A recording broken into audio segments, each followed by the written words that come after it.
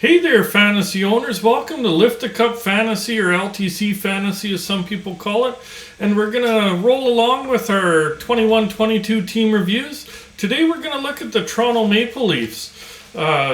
Check out who led them in different stats for goalies, defensemen, and forwards. Who's their biggest fantasy surprise this season? Who's their biggest fantasy disappointment? And who on their roster was relevant fantasy-wise on a weekly basis? And we'll take a peek at some streamers that helped out different owners through different parts of the season. These continue to come out every few days here because no better way to spend the fantasy off-season than watch what might be the final game of hockey tonight, and talk a little bit of fantasy hockey. Don't forget to subscribe. That way, if you don't miss out on your favorite team's review, maybe your rivals review, maybe you want to catch all 32, or take a peek at a few teams that sometimes get overlooked fantasy-wise here. So getting right into it, goaltending stats, who led him? It was, Jack Campbell. Jack Campbell led him in games played at 49, wins with 31, had a nice goals against average at 2.64, and his save percentage was .914. Campbell doing pretty good for just a depth pickup a few years ago there. Mrazek was brought in to be the starter, or at least the guy, or maybe a 1A, 1B scenario, but he got hurt, and when he was around, he really struggled this year. That opened the door for Campbell because they couldn't trust nobody else in net. Campbell overall did have a pretty solid fantasy season. He had little blips on the radar, but overall, he was pretty solid all year. D-man stats, who led him in goals, was Morgan Rielly at 10. He also led him in assists at 58 and points at 68. Plus minus was TJ Brody at plus 20. Nice plus minus there. Ilya Lyubushkin led him in hits at 187 hits.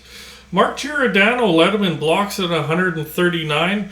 As you've seen these team reviews come along in different categories, you really notice the veterans seem to lead in blocks a lot of the time here. Morgan Rielly led him in shots at goal at 201. So overall, Riley's the backbone fantasy-wise on the back end in Toronto. He had a really good season again. Giordano and Brody were also okay sometimes. Giordano was pretty good in stretches after he got comfortable in Toronto. He is getting up there in age, so it'd be a little bit worry for next year's draft, but he might be a decent depth move depending how deep your league is. Going ahead to forwards, who led him in goals? No surprise, Austin Matthews, 60 frickin' goals this year. Mitch Marner led him in assists at 62. Matthews led him in points at 106. Plus minus was Michael Bunting at plus 27, their other line mate there. Wayne Simmons led him in hits at 148. Alex Kerfoot led him in blocks at 65. That's a nice block total for forwards. And shots on goal, no surprise, you're scoring 60. You're probably firing a few shots. Austin Matthews with 348 shots. Obviously, Matthews and Marner led the way as expected. It's kind of been that way for the last number of years in Toronto. Nylander and Tavares also had really good seasons. Tavares might be down a little bit from his standard, but he still had a very good season. Bunting obviously benefited from playing with Matthews and Marner. As you've seen, he was one of my favorite people to stream because he was available in most of my leagues out there. Mikheyev and Kase also had decent fantasy seasons. Who's the biggest fantasy disappointment? Has to be Peter Mrazek. He was brought in to take the load of work and a very strong team in front of him. And he, lack of a better term, he pooped the bed. He really didn't do much for you fantasy-wise, except you probably drafted him too high and were really disappointed in his performance. Biggest fantasy surprise? Well, obviously you could say Matthews in his 60 goals, because first time that's happened in a number of years. But for me, it was William Nylander. He put up 81 points, or 80 points in 81 games, so basically a point per game player.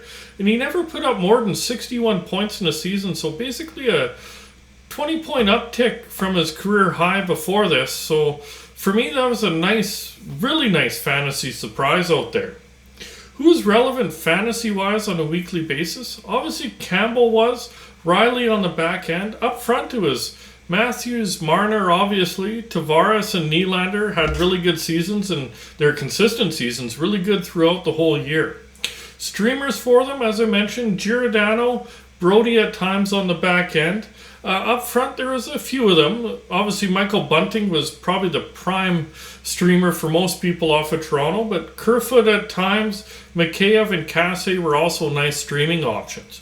I really do hope you did enjoy today's episode. If you did like it, remember to hit like, hit subscribe, and remember that notification bell. And we'll be out in a few days with another one, and hopefully the playoffs are extended. Talk to you later, fantasy owners.